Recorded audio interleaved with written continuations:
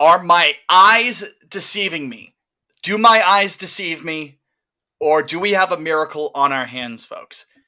A week or so after just a tragedy had fallen upon the podcast, Liam. I mean, we spoke about it last week. We were crestfallen, the two of us, you and I.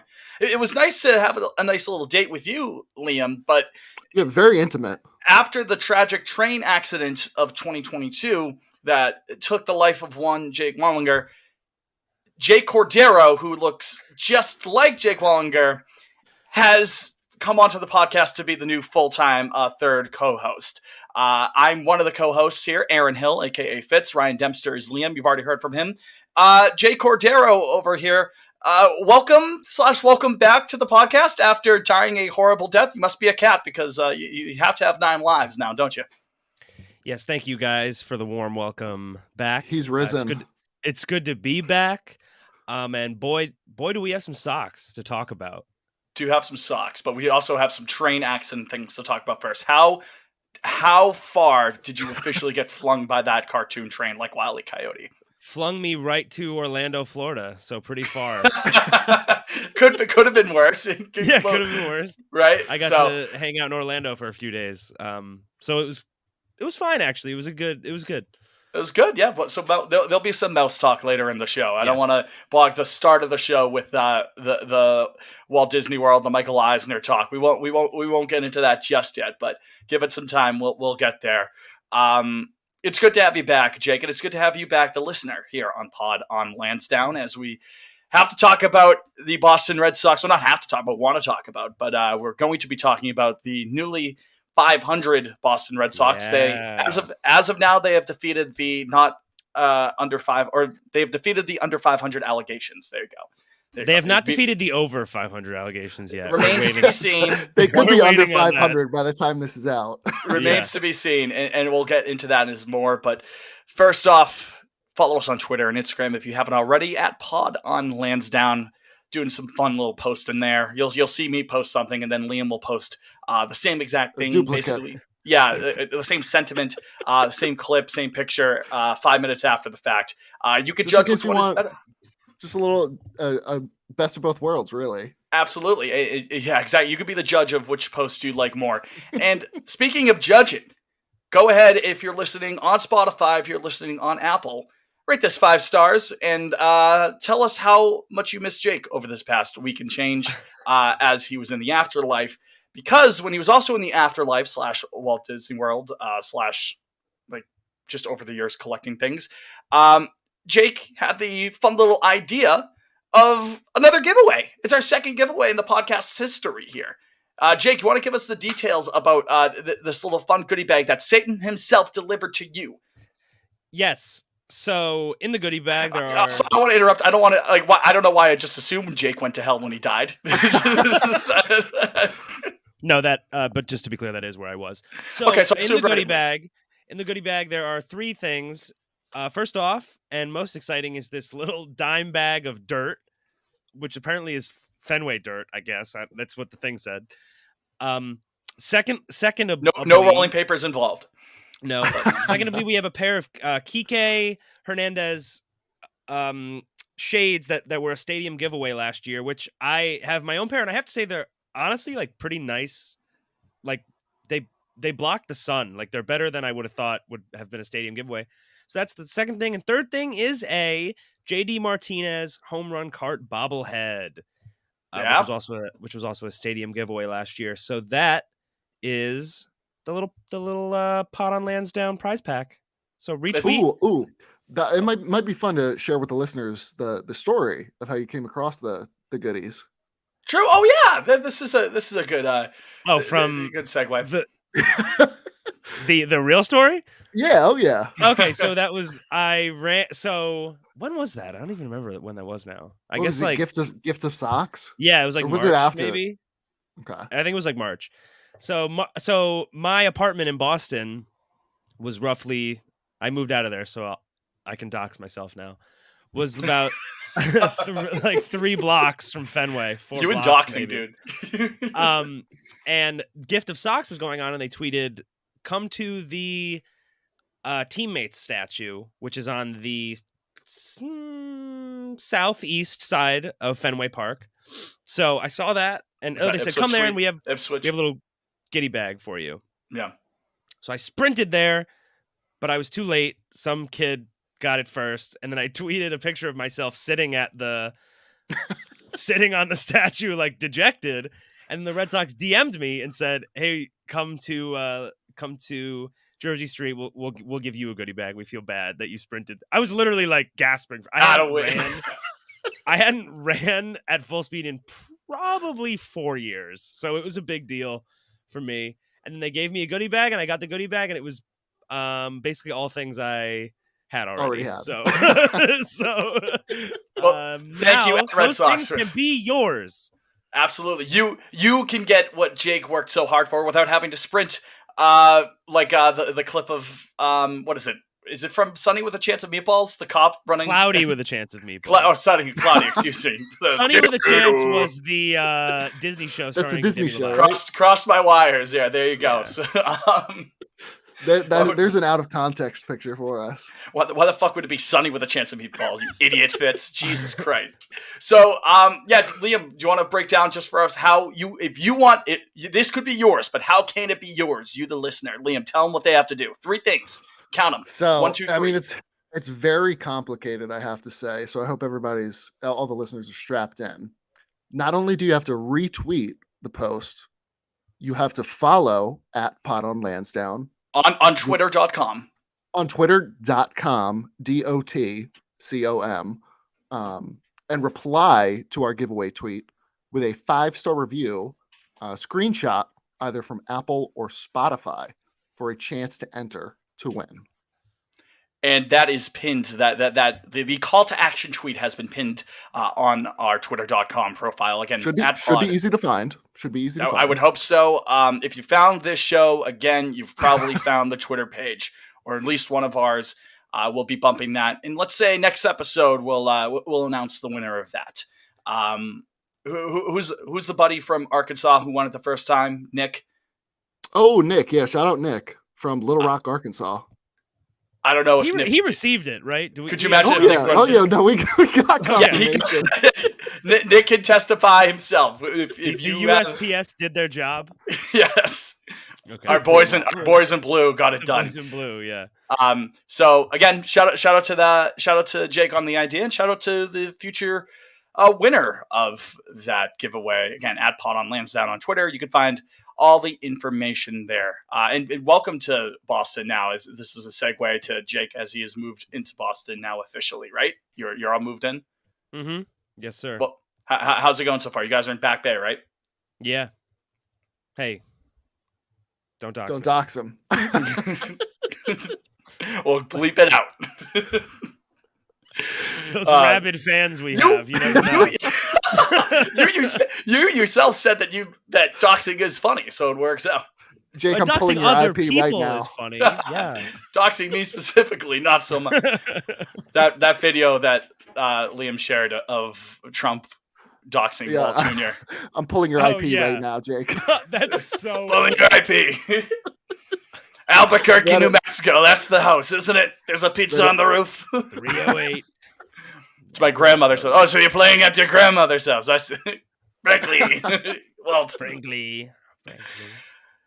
The Boston. Well, before we get into the Boston Red Sox, Liam, how's your weekend? Anything new going on in your life before we dive into the Sprots? Man, nothing too crazy. Just rooting for our beloved Celtics, and it was a bad game last night. Bad. Yes, so we won't have to really dive into that too much. No pot on Causeway. Everything's been no pot on Causeway, but no, things are good. Things are good. No complaints. Just living the dream over here in Baltimore, Maryland. Straightforward. Liam, I saw your tweet about moving to Boston, and I'll be frank, I'm getting impatient with you.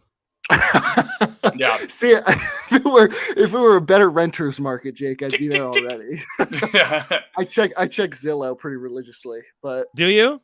Yeah. So Sophie just goes on. Oh my God, what is the street? Oh, fuck, what is the name of whatever? There's like an apartment that I don't remember. It's like her hobby is just looking at apartments that are available, but not. We're not interested in a new one. Sure, or you're just looking. I'm already bored. Yeah. It is fun to like scroll through them though, because like some of the Yeah. photos like on Zillow or apartments.com. Oh wait, I do have a topic. like, Did you guys see Top Gun? No, I haven't seen it yet. I was actually thinking about seeing it tonight over the weekend, and then I remembered we had to record.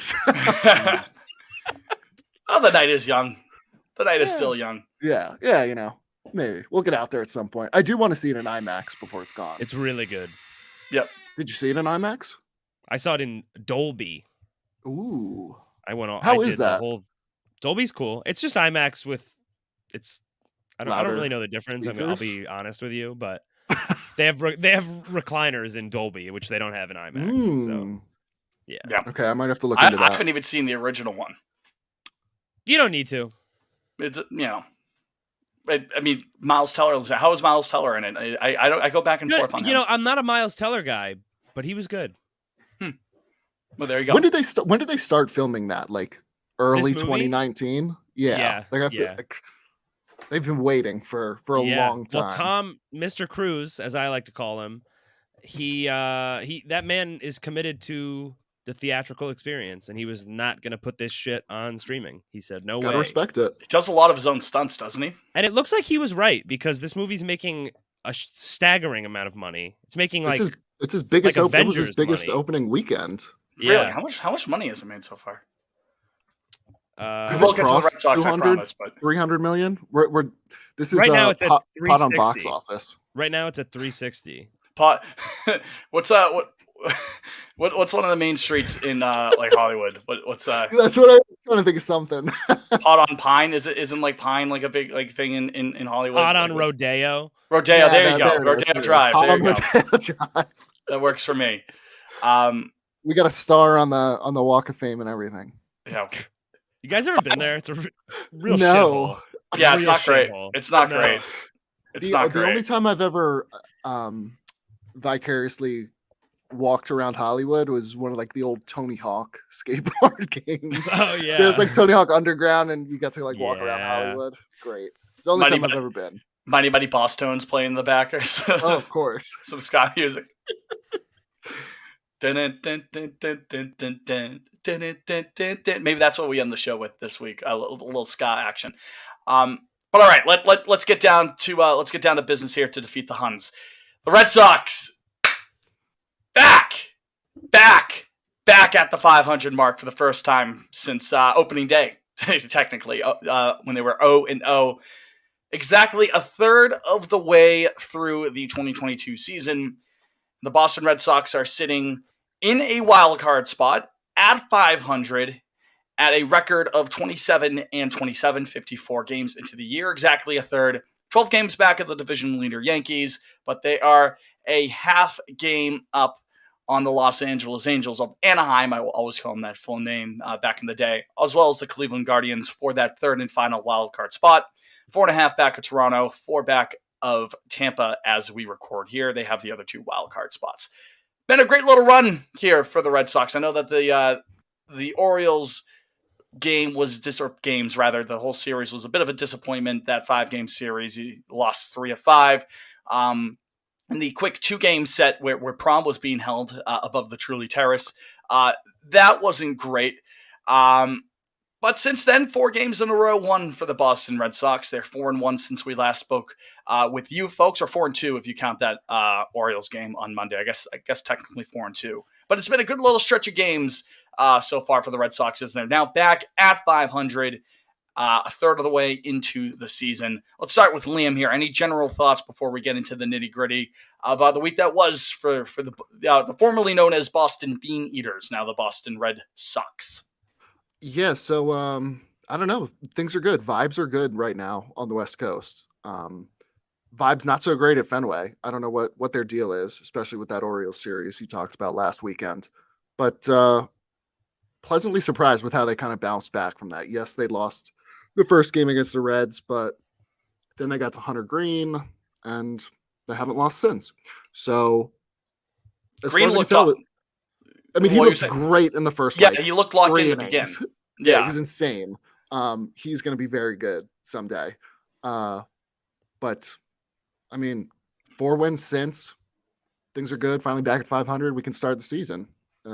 Yeah, exactly. It's officially opening day opening tonight. day, everyone. Yeah. And then I know the A's are no great shakes. I know they're kind of tearing everything down, looking at another couple of years of rebuilding, it seems, over in the Bay.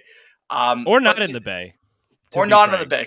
Could be the desert of Las Vegas, for all we know in a couple of years. We should go back to Philly. I'm a big proponent of them going back to Philly.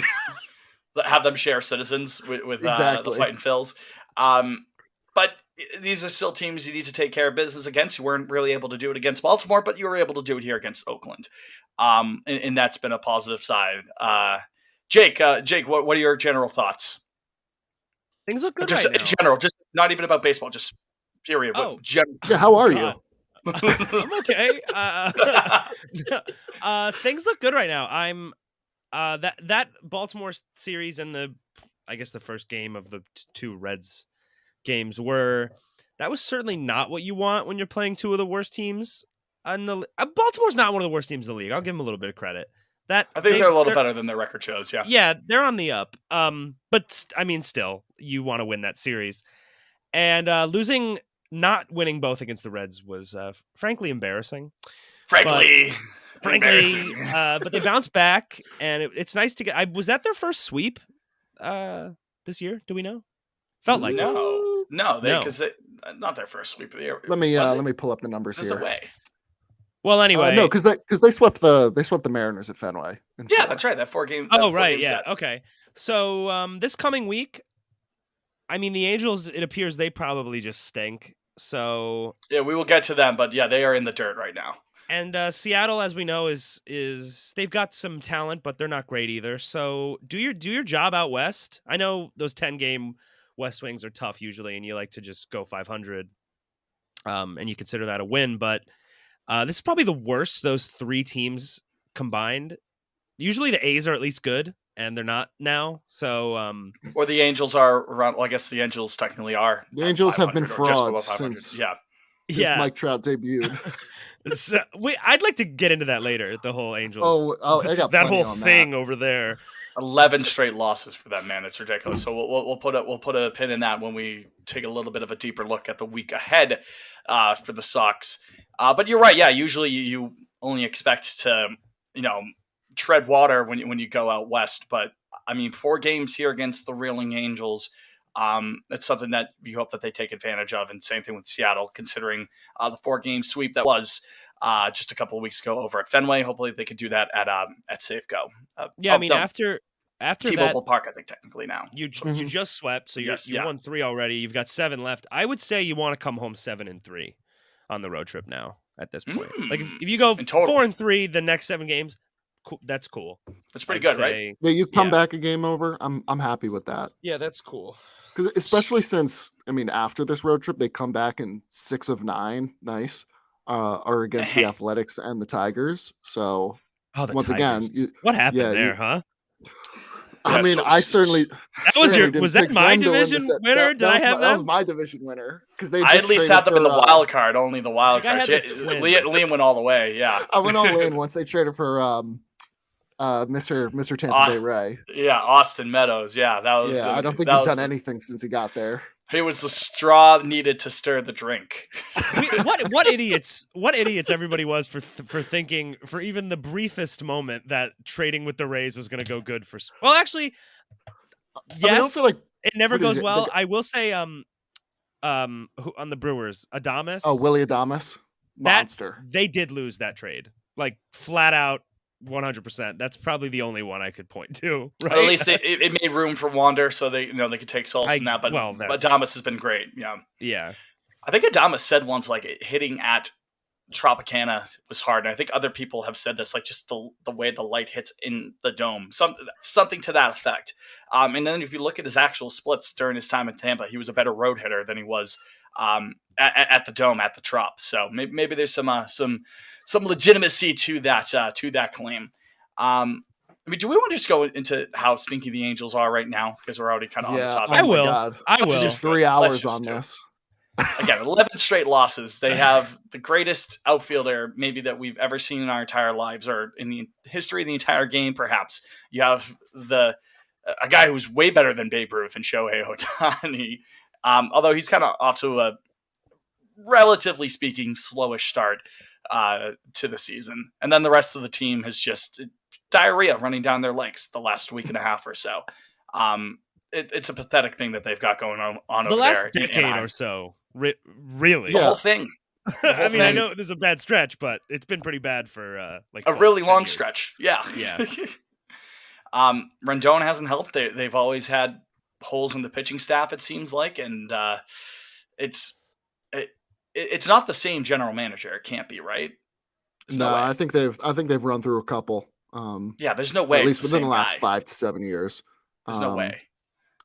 But no, I feel like they're trolling us at this point. Like they got a new one. They got a new one in 2020. Huh. Perry Manassian. Perry the Platypus. It was Epler for 5 years before that. And then it was Dipoto 5 years before that. For 5 years before that. Ooh, Jerry D. Yeah, loves to trade. Loves to. That man is addicted to making deals. Shout out Deals Man on Twitter, Hollywood Deals. Anyways, no, you're right, Liam. It's like performance art at this point. Like, it's a true commitment to the bit.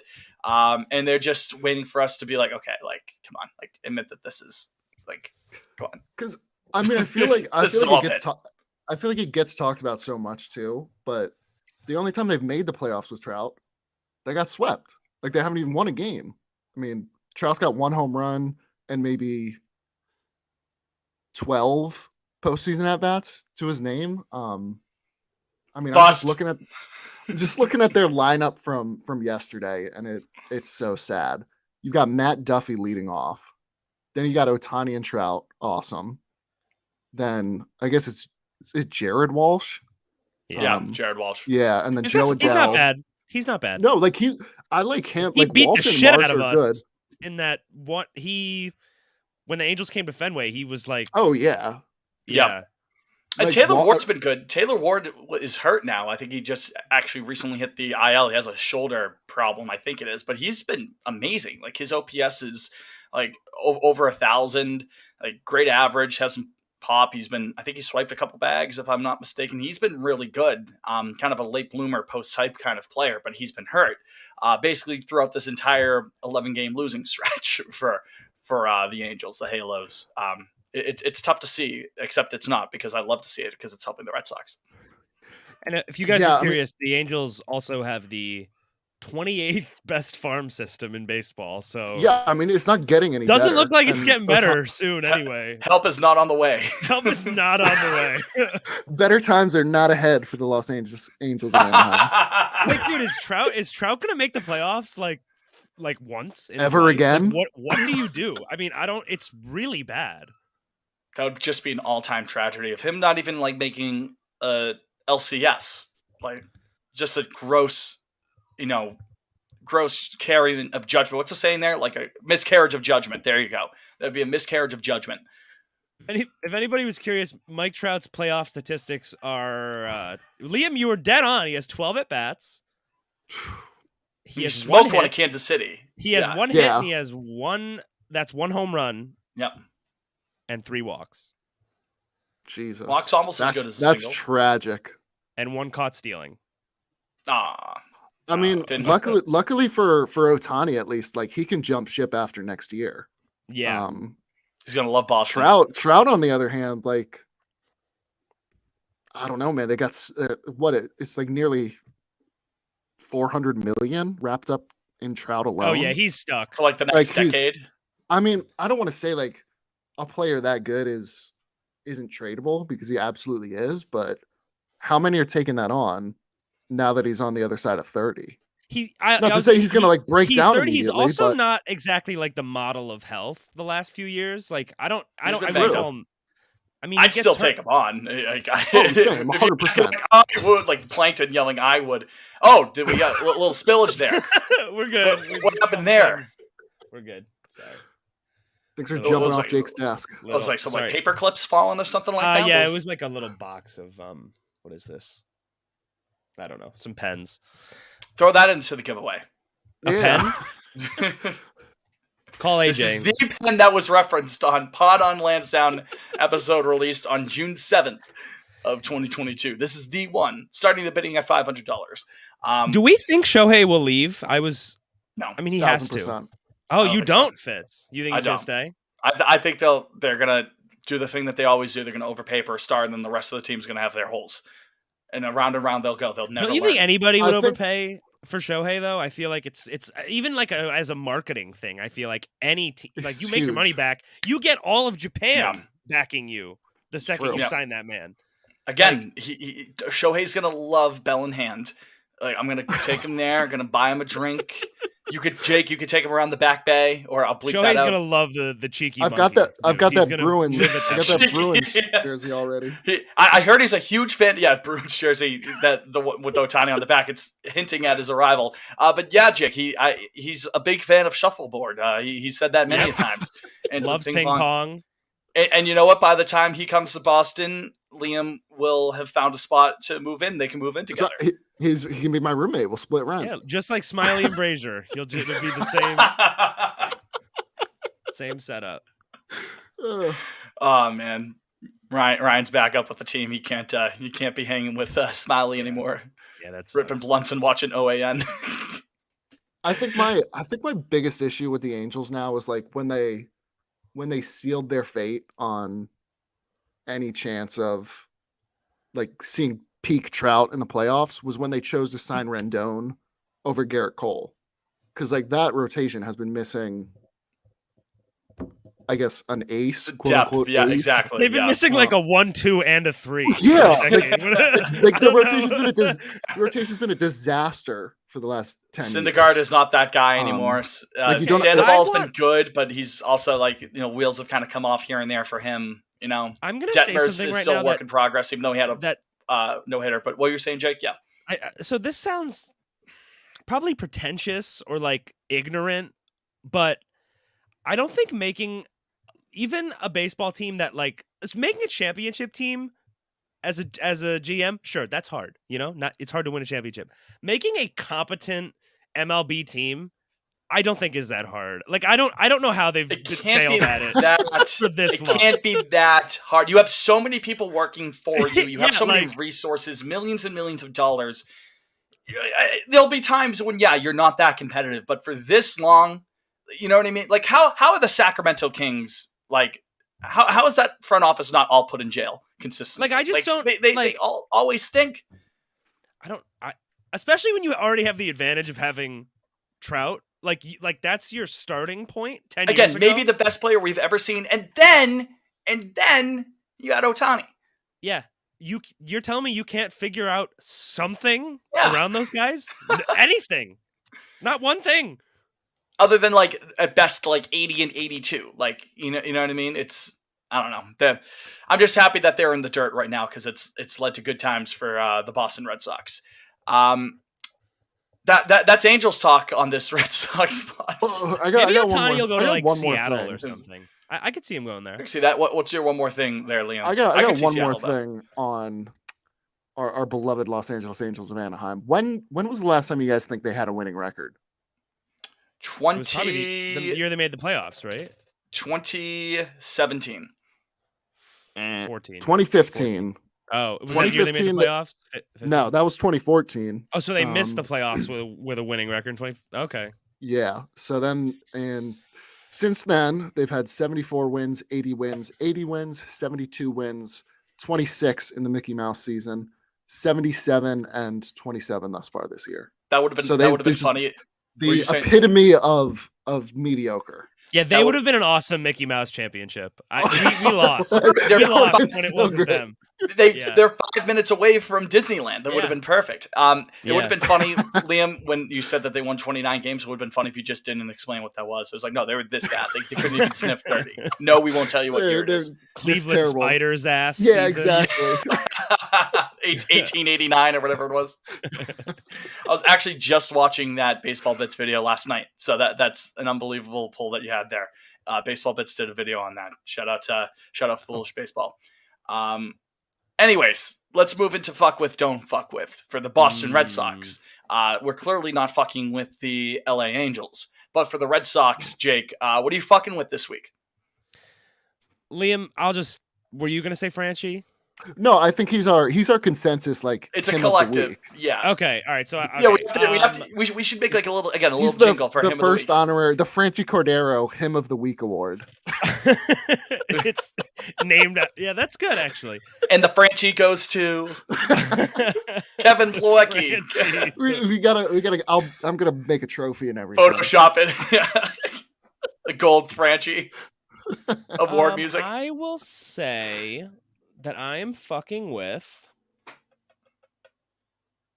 I'll say Nate Eovaldi for the last couple games. I think I said 2 weeks ago I was a bit worried about him with the home runs and whatnot, but it seems like he's. I don't know. Well, what did they say? He might have been tipping his pitches that game against the Astros where he got when he got fucking obliterated. Yeah. So I don't know. Maybe they figured something out, but he's been really good last couple starts. And other than the home run thing, he's been what we need from him with the absence of Sale so far. So I would say Nate is what I'm fucking with. But I'm fucking with a lot of things. But I think Well, Liam, what are you fucking with? Can you just say it? No, I was just gonna jump in. If the playoffs started today, and who are you going with, Eovaldi or Pivetta? Because Pivetta's been lights out since, and Pivetta's been even with the home run issues. Just because you never know when a Pivetta stinker is on the horizon. I was like, we keep talking about it, and it just hasn't happened yet. So no, he had one. The suspense is building. Had one. He did have one, didn't he? Earlier, but not as of late. Pivetta has been awesome. Great in May. He's been cruising. But I get your point there, Jake. I would also go with Nate Dogg. I know he's getting hit pretty hard, but I've said this before. I'll say it again. Eovaldi's at his best when he's limiting the free passes and he's just attacking guys. He hasn't been walking much of anybody so far this year. 93rd percentile in walk rate according to Baseball Savant. That's my New York Yankees complaining voice whenever I that was almost like an Adam Sandler. Abby Doobie. I'm fucking with Abby Doobie this week. Just tap it in. Tap, tap, taparoo. But no, when he's just going after dudes' throats, not actually with the fastball, but like figuratively speaking, when he's just attacking the strike zone, that's when he's at his best. And he's looked great, as Jake pointed to, as of late. So Nate likes the bright lights too. Like he I does. Always, as does Pivetta. That's also a great point. Pivetta, he had the one relief appearance, but what are we? Is that it was a huge relief? No, it was. I mean, hey, shout out rule. I don't remember it, but shout out rule 8.0 whatever the fuck. 8.51 or something. Yeah, that saved his ass, and we are thankful for that rule always. The funniest thing about that whole ordeal, other than the misery of Tampa Bay Rays fans, is that people made it sound like Hunter Renfroe wound up and booted it like Lionel Messi into the stands. It just bounced the wrong way. He didn't kick it. It's, you know what I mean? That wasn't a kick. That was an unfortunate bounce for the Rays. That's what it was. It wasn't a kick. That was so crazy that I just that's baseball, Susan. Well, Susan, in life, all things must come to an end. Oh my goodness gracious, George Steinbrenner's box. Liam, the floor is yours. Your fuck with of the week. It might be controversial and small sample size, theater-ish. Jaron Duran, since Jamie James on the paternity list. I knew it would be a controversial one. But he looked good in Oakland. I got to give him credit. So credit where credit's due. Somewhere. Yeah, gotta start somewhere. I think JBJ's back tonight, though. I haven't seen a lineup yet, but congrats to JBJ and his wife. I believe her name is Erin. I believe that's correct. Yes. Yeah. Had a girl, I think. Mm-hmm. So congrats JBJ. Congrats to Jackie. If you're listening to the pod, we know he is. Naturally. That's what got him through birth. Jackie Bradley's newborn daughter come on the pod. Yeah, when they were at the hospital. Yeah, right. Your thoughts, and just like spits up on the microphone. Yeah, no. When they were in the maternity ward, waiting for the big moment. Jackie had his pods in, and he was listening to the show. We know he's a huge fan, and we thank him for that and congratulate him on being a dad. But yeah, as for Duran, when he's not making bad Instagram posts, if he can kind of get back on the saddle here, and again, Jake's right. That's only been a couple of hits here and there, but it's a step in the right direction. And if they can add that, his speed, his hopefully ability to hit the ball better than just his body weight, if they can add that to the bench going forward, that could be a huge help. Do you think anytime that you can impact that on the left side, that's important. I'm trying to remember how many guys they have on the bench, but do you think that they would be okay having him be on the bench in Boston? Like that's his role? Do you think the powers that be would be like, that's better than having him go back and start every day? At some point, you got to sink or swim, Yeah, I think at this point, I think this is how it'll shake out over the next 8 weeks. Like it's going to be like the end of the Pablo Sandoval era. Like they're going to throw him out there as much as they can.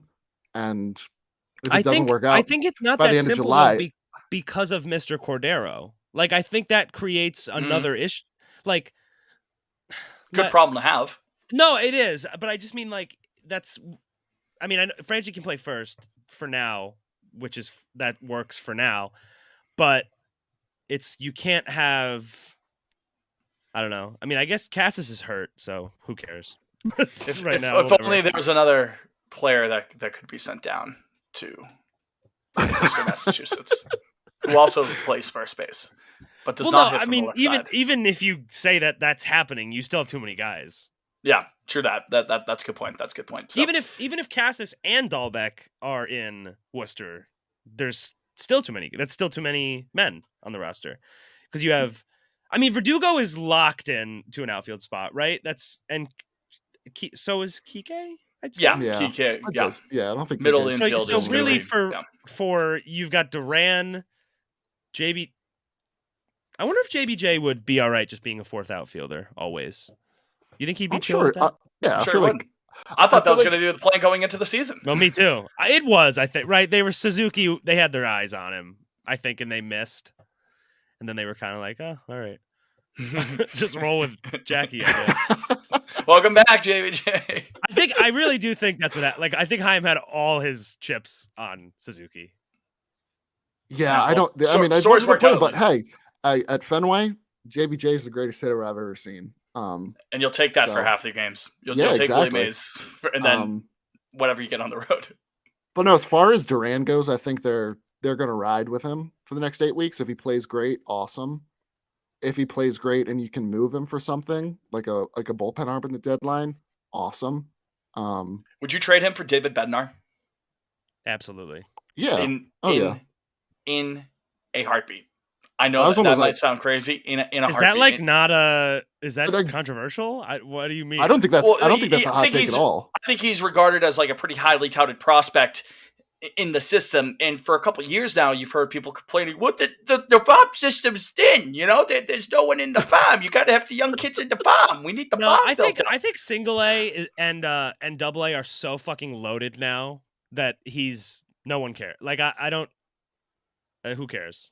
And you know what? Duran probably has more value than a David Bednar, but in a vacuum. But value also changes from team to team. This team desperately needs some more help in the bullpen. David Bednar has been slicing so far this year. If you can go get a legit bullpen arm for Jarren Duran, I'm doing it yesterday. That's like not. 100%. I'm not even entertaining. I'm trying to think of other guys. Like you wouldn't be able to get like a Will Smith for that. You know what I mean? Or any of the other guys in Atlanta's bullpen. No, I think Bednar's a good baseline. For a deal like that. Good measuring point there, David Bednar. I mean, my beloved Pittsburgh Pirates, I couldn't tell you what the starting outfield is, but I know they just called it Swaggerty, but what a name. Yeah, but Travis I don't know. Swaggerty. I don't know who else is out there on a daily basis. So hey, maybe Duran would be able to play every day there. Link back up with Michael Chavis. That's right. My fuck with for the week. it's not a player as much as a trend that's seen over the last couple games. I know it's a small sample size, but generally speaking, the offensive production without the long ball, basically, they've been able to keep the line moving pretty well. They only had 3 homers since the last time we recorded, and they only had, up until yesterday, they had 2 home runs yesterday, but up until yesterday during the A series, there was only 1 homer, and they swept the series. Keeping the line moving, the fact that you can fall back on that as an offense, you don't have to totally rely on the home run ball. That's a positive sign to see, especially after how they were sleepwalking for the last couple of weeks, or not the last couple of weeks, the first couple of weeks of the season out of the gates. They were, not providing anything inspiring in offensive production. But again, now you don't have to fall back on the home run ball. You're not built like the Yankees of the last couple of years, where you're really only dependent on the home run ball. It seems like any way to push those runs across is encouraging to see. And the more dynamic the offense, the better. So that's what I'm fucking with this week. Yeah, there's the Aquapause. There it is. I gotta make my points a little bit more concise sometimes. sometimes. Just fired Bruce Cassidy. They did. Oh. Yeah. So it's what's the Sweeney is the GM, right? Yeah, fuck him. He's staying probably, right? Him. If the head coach is gone, Sweeney's probably staying. Yeah, we lost. Damn, that's brutal. It's gonna be a dark couple years for the Bees coming up. Oh, for sure. No pot on Lansdowne Black and Gold edition moving forward. No, fuck no. No, so Sophie doesn't have to make that Photoshop just yet. Especially if Bergeron hangs him up. Okay, so if Bergeron hangs him up, I'm pro tear it all down, because and Marchand are out until like December. So you might start the season like 0-25 or something. It's gonna be ugly. Yeah, it might get ugly there for the Bees, for the Jacob family. The beloved Jacob family. Should have sold to FSG. Exactly. Don't fuck with. It was a generally pretty good week, so I'm not sure what you guys are not fucking with, but we'll go back to Jake. What are you not fucking with? It was a pretty good week. I guess I'm not fucking with the bullpen still. Yeah, that's always a good. When in doubt, choose the bullpen. I know. I just even our fucking boy Strom is all of a sudden struggling a bit, which that is really bad, because he's all we got. Him and Schreiber, is literally, that is the bullpen. That's Phillips Valdez erasure if I've ever heard it. Yeah, right. The B-boy. I don't know. Strom, did he get COVID? Is that what happened? I think so. He landed on the COVID IL for a hot second. But he was struggling a bit before that, so it's unrelated. But the bullpen. I mean, you gotta. Schreiber's been great. It's kind of crazy that he was stuck in Worcester for a month. But I don't know. I really don't know what you do now. There's enough. I still don't trust anyone. Even games they win, it gets dicey a lot of the time. The first Oakland game, Strom. I don't know who pitched before Strom. Did you just fire off that tweet in the middle of your point? That's pretty impressive, Jake. No, I fired it off when you were talking, I think. Oh, okay. There you go. 702. It says Boston Bruins, you are a lottery team. There you go. Oh yeah. That was right. Yeah. So anyways, yeah. That's I think Strom will be fine though. I think maybe he doesn't reach the soaring highs that he had to start the year, but I think he's still gonna be a dependable arm in the bullpen, which is good news for your boy there, Liam, since you've hitched your wagons to him. I mean, yesterday? I'm trying to remember who they brought in, because I think they went to Danish after Rich Hill, and Schreiber finished it, something like that, or maybe Danish finished it. But the fact that Danish, Schreiber, and Strom are the guys you're running out there most frequently, and Austin Davis is, I guess, your most reliable reliever right now. Fudge. I don't. I don't know, man. Heim will do something, and Heim we trust. David Bednar again. He's gonna love Boston. Even just one bullpen arm is all I ask. As a treat. Yeah, just as a treat. Let us have one as a treat. You know, it would be funny if the Red Sox went full circle and knocked on Colorado's door and said, "What do you want for Daniel Bard?" I keep pushing that agenda. That would be so awesome, dude. I would love that. The other day when they were like, Jaron Duran's... No, go ahead, Jake. I would, however, be scared because we do know that he has like history with the yips and stuff. I don't know what that would really do to a man, like coming back to where it all the scene went of the crime. Yeah, but it would break be his fun. psyche. Yeah, I'm still rooting for him right now, but I would definitely root for him. And if it didn't work out, at least they tried something there with the bullpen, which they desperately need to do. Liam, you're don't fuck with. Between the Celtics and the Red Sox, I'm saying 9:00, 9:30 starts is my don't fuck with for the week. Yeah. Especially like I think God, when they're in Seattle, they go to like 10:00 starts for Friday and Saturday. At least for the next 4, they're 9:30. But like, I know I sounded like an old man on the last episode too, but it's late, man. Real late. I'm lucky. I'm on vacation this week, so I get to. Yeah, so it doesn't bother you. I happy little coincidence there. But I agree that and it doesn't the Celtics games, the NBA Finals games, all these playoff games for basketball. It says a 8:00 tip off or something. It doesn't start for another 15 minutes. Yeah, fuck. ESPN is my don't fuck with ESPN start times because they never start right when they market them for whatever you want to say. Fitz, can you adjust your sleep schedule that like you go to bed at 9:30 regularly and now you're not? Like, are you able to do that? Yeah, kind of. Oh, good for you. That's a great talent. I'm tired always, anyways. So it's a nap guy? I love naps. I actually did not take a nap today. I take a nap almost every day. I woke up from a nap. We hit record at like 6:10, maybe. I woke up from a nap at 5:40. What's your ideal nap time? Like length of time, not like the time of the day. Maybe hour and a half. Hour and a half. I was like a nice little 45-minute nap. No, that's too short for me. That's too short for me. No, see, if I do anything longer than 30 minutes, like I'm toast the rest of the day. It's got to be like between 20 to 25 minutes. Is the only way I'll feel refreshed. I come out of sleep like really easily. Like I'm not one of those like a zombie for like 40 minutes or one of those. I'm a zombie guy. I give myself enough time in the morning to be a zombie because I know I'm going to be. I also like the nice little like 2.5 hour marathon nap. I like that. That's a nice little treat every now and again. Yeah. Yeah. No, for me it's like if it's either going to be like 3 hours or it's got to be 25 minutes. There's no in between. Yeah, I'm kind of the same way. Anything in between it just doesn't work. Doesn't work. That was nap talk here on the show.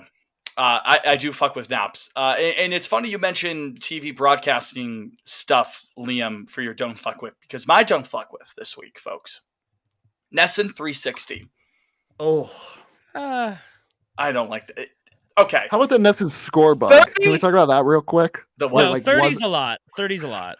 For Liam, outrageous. What were you saying first, Liam? I was just going to say the score bug the other day was driving me nuts. For the first couple innings where it just wasn't there. So this is how the Pioneers used to watch TV, right? We're like listening to the radio. Right? But no, 30 is outrageous. Outrageous. You could stream the games and kind of stuff like that. And it's cool they're going to do some original content. That's nice. I'm not fucking paying $30 a month to watch just reruns of Charlie Moore Outdoors. Right? It's one channel. It's one channel. Like, I'm sure a Fubo package costs like $70 a month or something like that. And then 30 just for NESN? That sucks. Even then. I like the concept. It's a fine idea. I think not for maybe $30. Though. Maybe I'm not fucking. Maybe I'm not fucking more so just with the $30 price tag. Yeah, that's ridiculous. It should have been like 15. I think. Yeah, that would make more $10 or something like that. Disney Plus has all that kind of stuff, and it's what's Disney Plus like $10 a month, 15 maybe tops. Same like thing 15 tops. My Disney thing is Plus is like 8 or something. No, my point exactly. And I know that they're Disney and they can afford to have it be low to have it be 8 because they're the largest media conglomerate in history. But it's not like Fenway Sports Group and Nesson is, working with chump change here, guys. Like $30 is ridiculous. Hey, as long as we get a new Sox appeal. As long as we get a new Sox appeal. Yeah, if they bring back Sox appeal and if they bring back pocket money, I might be changing my tune. Is pocket money the Fitz one? Yeah. Yeah. Hey, here's $20 if you can name 5 presidents. If you can name 2 presidents of the Reconstruction era, I'll get you a coffee. This pocket money. That'd be a great bit for the pod. Actually, out on Lansdowne, if we ever get to that point, just we should like man on the street stuff. Man on the street. Yes. Pod on Lansdowne. Yeah, pod imagine on the if street. Liam wasn't a bozo and lived in New England. Quiz on Lansdowne one day. That's right. What we just do is it wouldn't even be Red Sox stuff. It would just be like just outrageous questions. Yeah. Yeah, though, I mean, that's the nature of the show. It's going to be like, okay, who led the Red Sox in doubles in 2016? Okay, good job. You got that one. Who was the last Red Sox pitcher to win the Cy Young Award? Good. Okay. When Michael Eisner was CEO of the Walt Disney Company, they're like, wait, what is the third one's animated picture that they had? I wonder how many people would get the Cy Young one in all seriousness. Like, it's not like a lot of people I bet would say Pedro. Yeah, or Roger. Just out of, well, no, I don't. People would say. I mean, he won so many of them with the Sox. I know, but that's so like you would know Pedro came after Roger. Well, yeah, that's true. But I just good point. Like who, like Rick Porcello, like who's gonna go? Oh yeah, attractive. Yeah, I feel like some people might even give you like Beckett or Lester, just like to throw a name out there that's somewhat more recent. Wakefield. Yeah. We love Wakefield. He pitched for the Red Sox forever. Man, I think that's about it for the baseball talk for the show. This is when we start to get into the weird pod on Lansdowne. That's all we really have for the Red Sox. If you guys have anything else to add, no, can't say I do. I feel like we covered it. Yeah, because we listeners, let us know if we missed anything. Yeah, leave it in the comments below.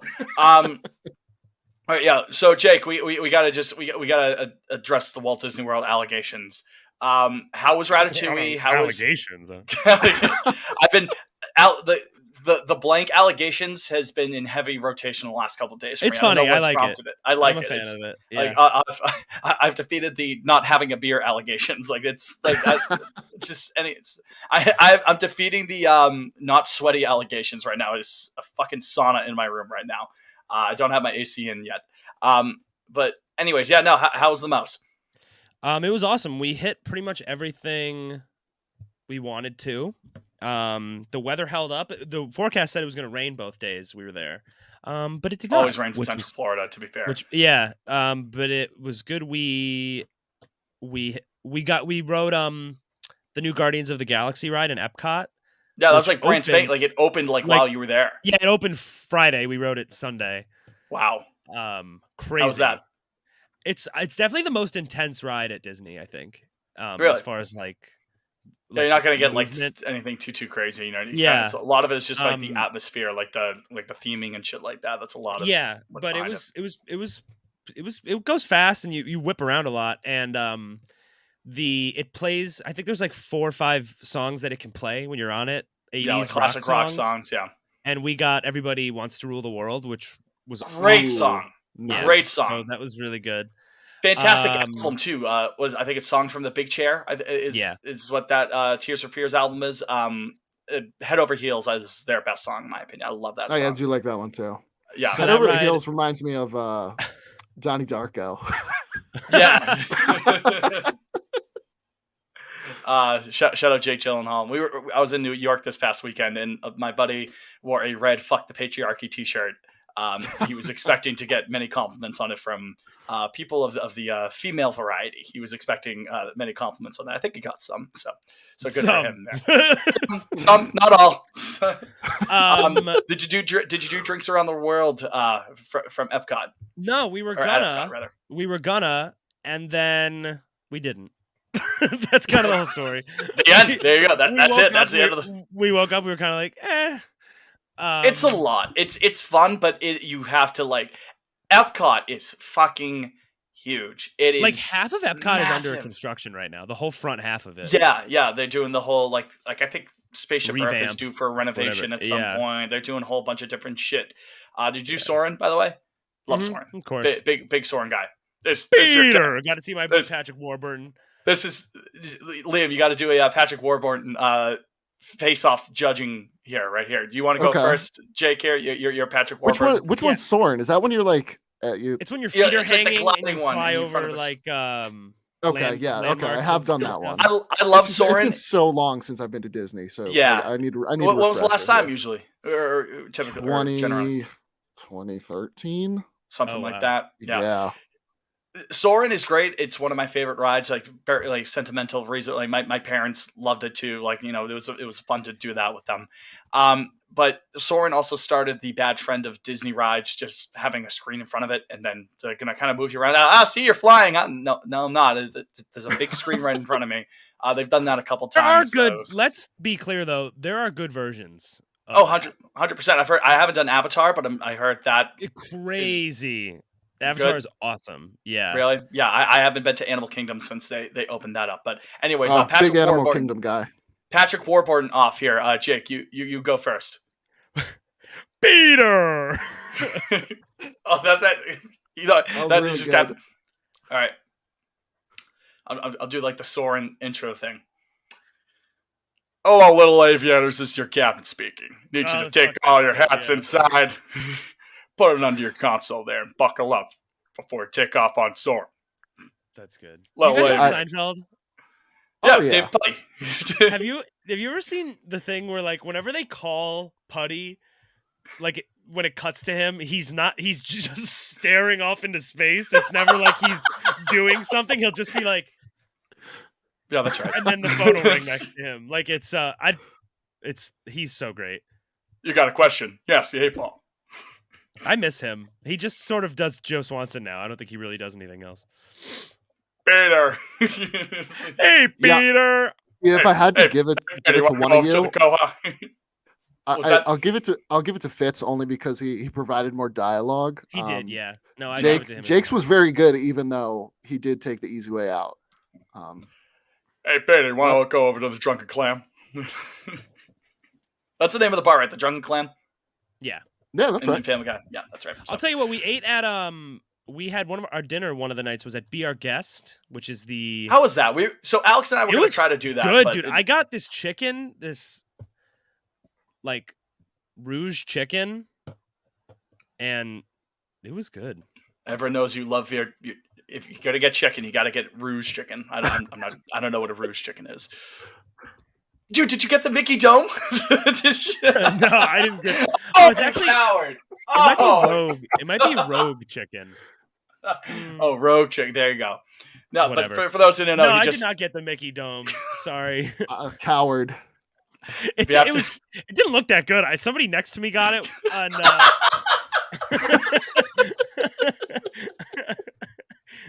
I wasn't. I just got I got a little like ice cream thing.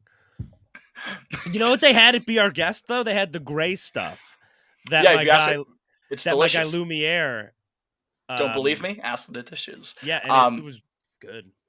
Yeah, that I had heard about that. How they do indeed have the gray stuff. For those wondering what the Mickey Dome is, if you have to ask, buddy, you can't afford it. you can't afford the Mickey. But disappointing to hear that the Mickey Dome wasn't great, man. Like, well, it could have been. I just the visual didn't wow me enough to.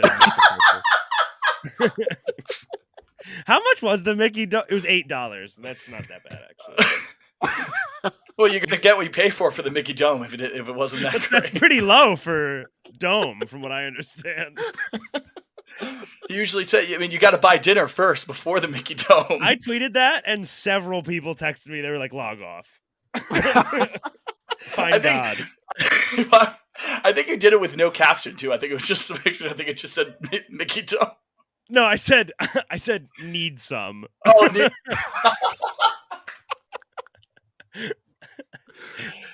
oh my God, the Mickey Dome, good. and they're calling it. And they're calling it Mickey Dome.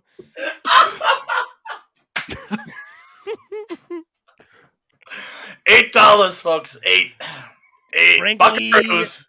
Frankly, a great deal for the Mickey Dome.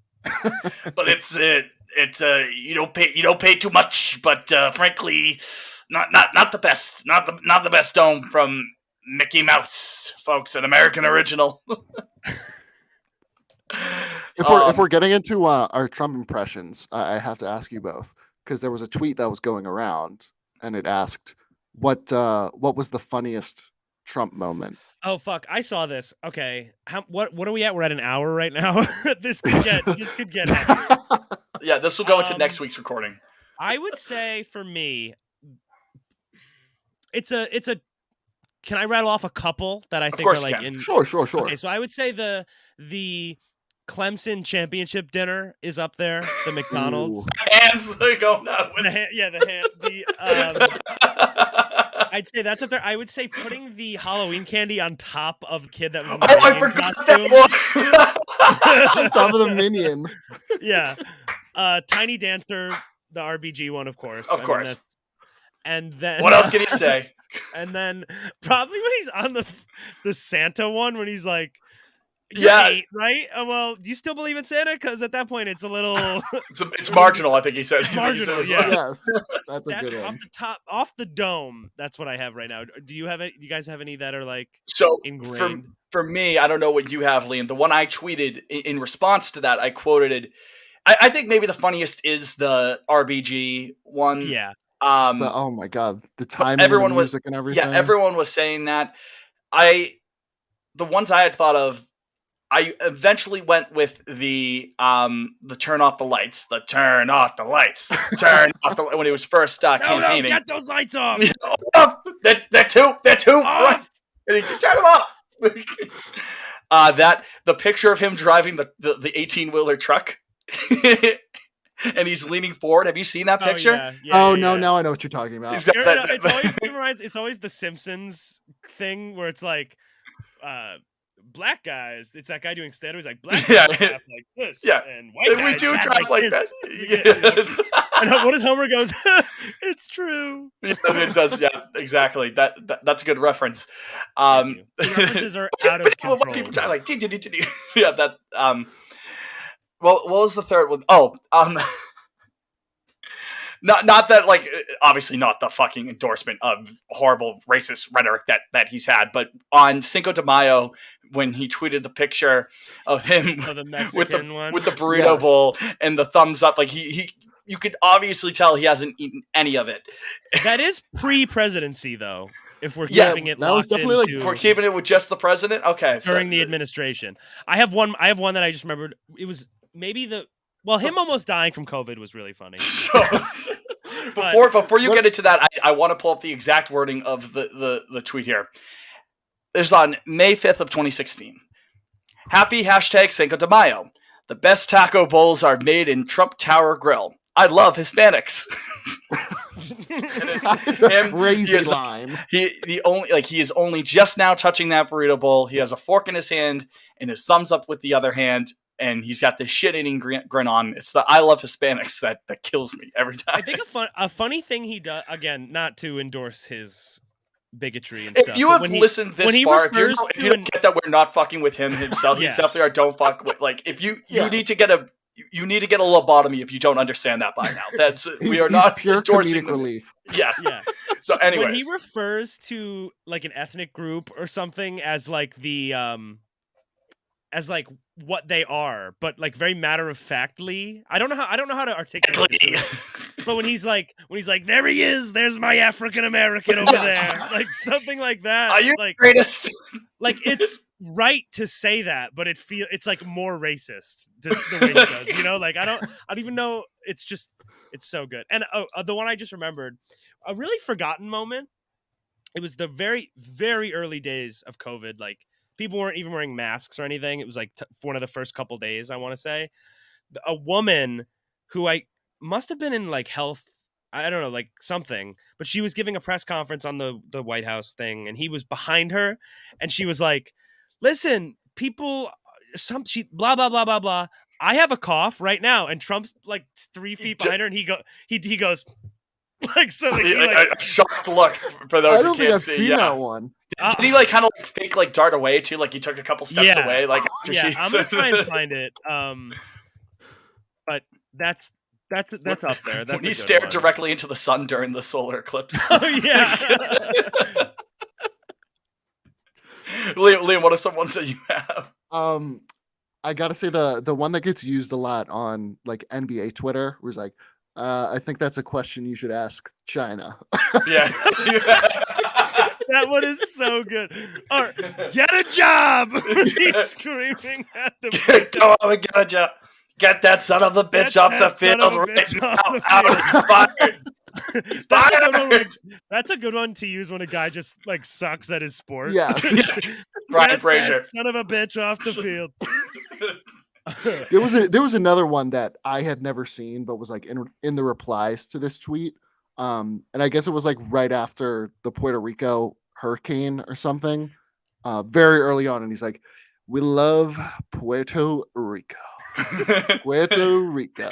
When he went to Puerto Rico and he was like basketball shooting the paper towels at like the people whose families have died and stuff. I made an edit of that. I could try to find it and send it to you guys. I made an edit of that with Mike Breen on the Game 6 of 2013 NBA Finals call, the Ray Allen corner three, and like the highlight clip like plays as normal. It goes, "Well, go rebound, Bosch, back out to Allen, his 3-point, and it goes to Trump. Bang! Tie game with 5 seconds remaining." Oh man, I mean, Kofifi when it first happened was amazing, but obviously that's been run into the ground at this point. Within the first 24 hours, it was, but in the moment, it was everywhere. Incredible. It was everywhere. Couldn't get away. In the moment, it was amazing. What was the one? Speaking of, why don't you ask China one, Liam? The one that you mentioned. This one got play for like a day or two. There was a clip of, I think this is early on in the pandemic as well. Just the way he said it. All of this is just the way he said it. He was asked a question about China and like money or something like that, and he just goes like lips right up to the microphone and goes, "Well, I'm not an economist from China." Leans away. Oh man, Jesus Christ! It's cool that he's probably going to be president again in a couple of years. Oh, 100%. 100%. Donald Trump, come on the pod. It'll be part of his press tour. There's so many we're missing with this. There's so many moments that we're missing. I'm trying to see if there's any more that like obvious ones. I'm reading an Atlantic article that's like the YMCA dancing was amazing. Oh, any dance he does. the orb, dude. The orb. Oh, that was super early glowing on. Orb. They're all just touching it, hugging the flag and kissing the flag, like at the CPAC conference, like holding it so tight, like cuddling the flag. Remember when he just made that cat noise? Like the clip cuts up, he just goes like, yeah, when he's at the table, or it's like, yeah. Oh man, how's this only been 10 minutes of us talking about Trump? This has been. I mean, we could go on for another, however long. I'm reading a thing. I'm okay. That's the paper towels. Remember when libs thought that Covfefe was like the pinnacle of comedy? Oh, yeah, the shit libs, yeah. Oh God. Our commander in Cheeto doesn't know what Covfefe. Orange man bad. And sir, resign, sir. His hamburgers. God. That's it. That's the tweet. He just tweeted it out. I worked on this story. and he just tweeted it out. I forgot this one. He's sitting at his desk, hunched over with 2 thumbs up, and just has a bunch of like Goya beans and Goya products in front of him. Oh, I forgot about that. I do remember that. The whole Goya thing. I'm sending it into the group right now. Before I forget, guys, I know we're doing the Trump stuff right now, but Ray Liotta. Yeah, let's wrap up with this. God rest his soul. Yeah. This fucked me up. I've got to be honest. I out loud at work was no, and like I was like, well, I gotta like Goodfellas is on the docket for tonight. I have to watch out of respect. Sophie and I were sitting in the apartment, and I was like building a shelf or something, and I saw it, and I was sad for maybe 5 minutes, and then I was like, you know what? I'm putting on Goodfellas. Put it on immediately. What a performance! It's breaking up. What a performance! It's so good. I think one of the most underrated lines of like that he delivers in Goodfellas is when Lois says they need to get the hat. Like before, it's her lucky hat. She doesn't file without it. The way he goes, "Forget your fucking hat." Yeah. I can maybe try to splice it in here. It but is the way such he an says incredible performance. Like I really paid attention to him when I watched it the last week after he died, and it's just like what he needs to do for in that movie is colossal. Like the amount of things he has to accomplish with that character to make the movie work is like, because he has to be kind of a piece of shit sometimes, but then he also has to be lovable enough that we are still rooting for him through everything he does, and he also has to be like he's like almost scared of this world that he actively participates in. So the more you watch it, the more you notice more and more how slowly he realizes like, oh, I am like way too in fucking deep. Yeah. With this. Yeah. Yeah. It's just what a blow, you know? And he was like back great too. in stuff too. Like great in he was coming back. He was awesome in Marriage Story as I was gonna say I wanted him to get that supporting actor nom at least. I don't even. He wasn't in it too long, but it was great. Like Laura like, Dern was in it almost the same exact amount. She won for it. Good point. Yeah. Yeah. I was going to say she was incredible in that too. Yeah. The Scorsese quote today where he mentions Marriage Story. He was like, "Wow, like he was awesome." It's so fucking sad they never worked together again. So fucking sad. It's so crazy. Did you guys know that Liotta was the first Scorsese's first choice for Wahlberg's role in The Departed? Really? I definitely did see that going around Twitter. He couldn't do it though. Wahlberg was good in that, but Wahlberg's good in that, and I think it's like one of like 3 movies he's good in his life. I also can hear Liotta deliver basically every line that Wahlberg. Like I hear it's perfect when he's like, maybe not. You did have 2 accents, didn't you? You know, like I could totally hear Ray saying, "I'm the guy who does his job. You must be the other guy." Like those, I could totally hear Liotta doing all of those, and it would have been great for fucking cop for Liotta to get like the final shot. That I wish that was him. You know, instead of Marky Mark. He deserved so much more. It's so Marky Mark? No. Marky Mark's a piece of shit. He sucks. Things would have went down differently. Got to stay prayed up. I showed you that quote, right? The got to stay prayed up. Wahlberg's done a lot of work for the Asian community. If anybody's curious, just Google Mark Wahlberg Vietnamese, and you'll see. You can learn about all of that. You'll learn all about it. Just like how right there. Just like how Jared Leto. Someone else tweeted this. I'm not taking. The 15 thing. Yeah, Jared Leto has been prepping for his role in Morbius for 15 years. If you want to learn more, Google Jared Leto 15 years. Or it's like since he was 15 years old, Google 15 years old Jared Leto if you wanted to know more. Yeah, I'm just sad about Leo. I don't know. That one really hit me. Like because he's young. He was young. I think what was he, like 60? Early 60s? That's nothing. He was He was 67. That's nothing. Still. That's sad. Rest in peace, Ray Liotta. He was a fucking kid. He was a kid. Yeah, like Spider. Like Spider was in Goodfellas. He was Spider. You stuttering prick, yeah.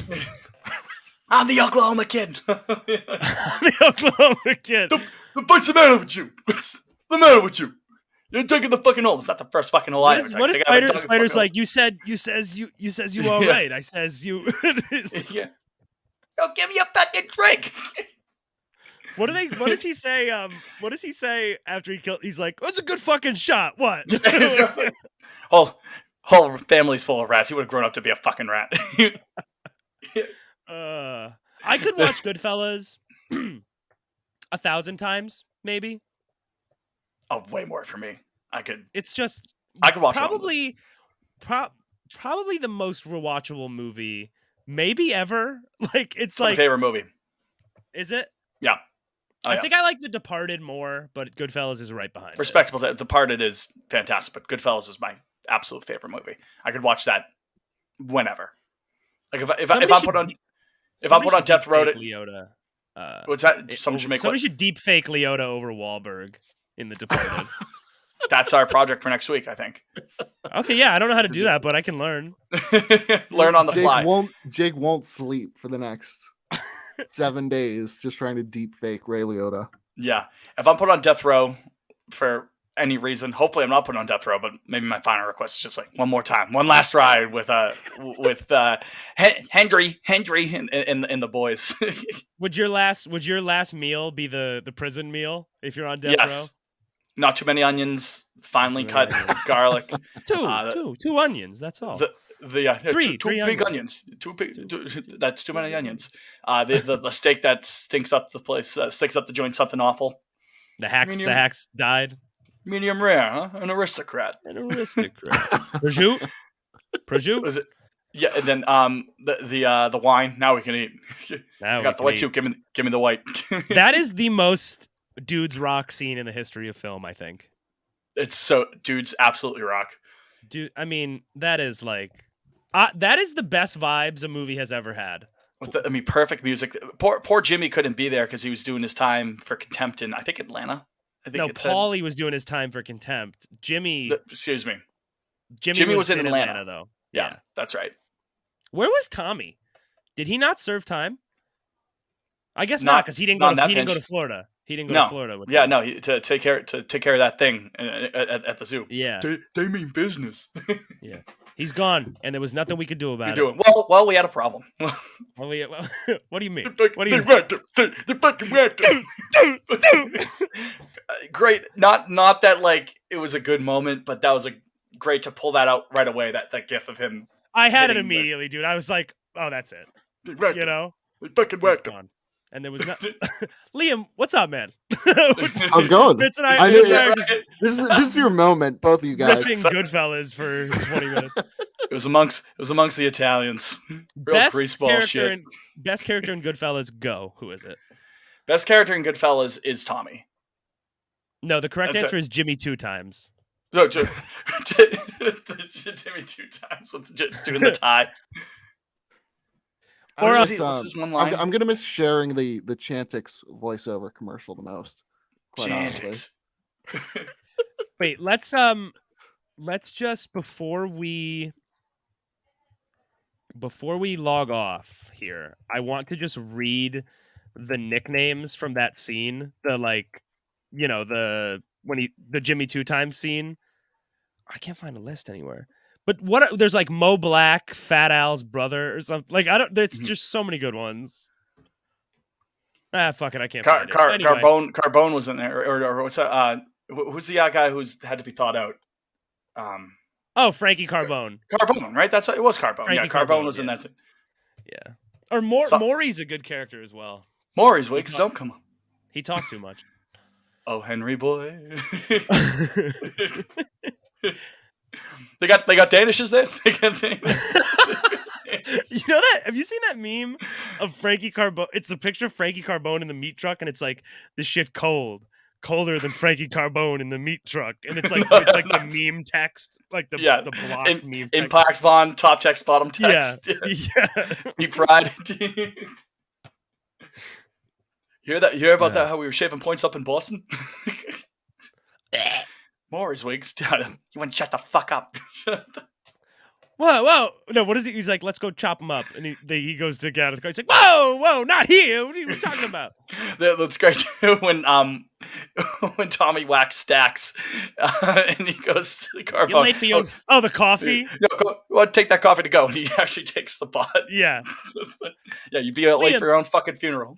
Liam, the cards on the table. Have you seen Goodfellas? I have not seen it in years. No! Haven't seen it in years. Oh, okay. At least you have seen it. Oh no, I've seen it for sure. I heard I have not, it's been a long time. Well, watch it again. I was giving you guys that moment. Treat yourself. Watch some good film. You broke our hearts.